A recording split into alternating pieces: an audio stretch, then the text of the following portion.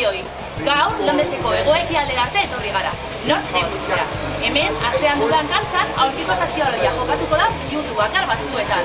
Lehen nabizik gizonezkoak lehiatuko dira Australia estatu batuen aurka. Eta bigarren emakumezkoak Australia Holandaren aurka.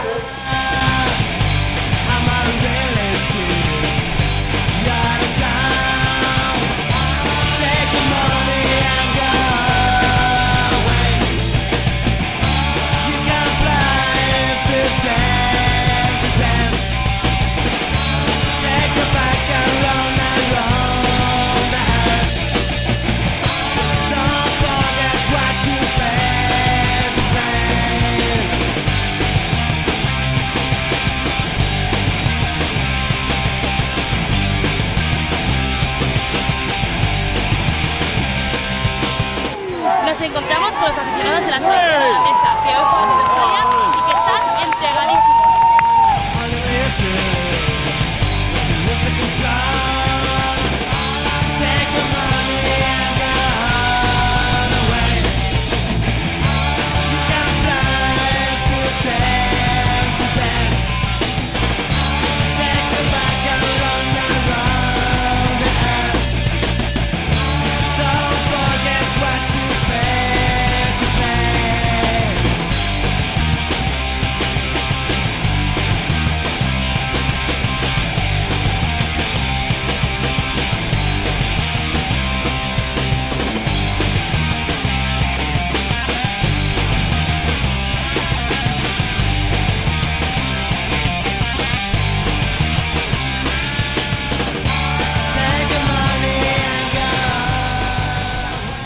Bueno, pues los partidos del baloncesto por la tarde han finalizado con victoria de Australia ante Estados Unidos por 67-49. Un público muy entregado, muchísimo público en esta ronda de clasificación, siendo unos juegos paralímpicos.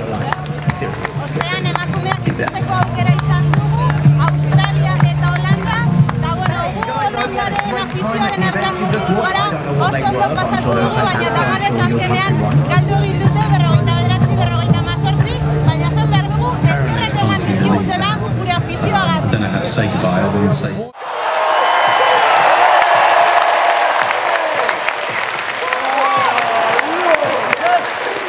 Lovely to you, wasn't it? Oh, no. Oh, that's lovely as well.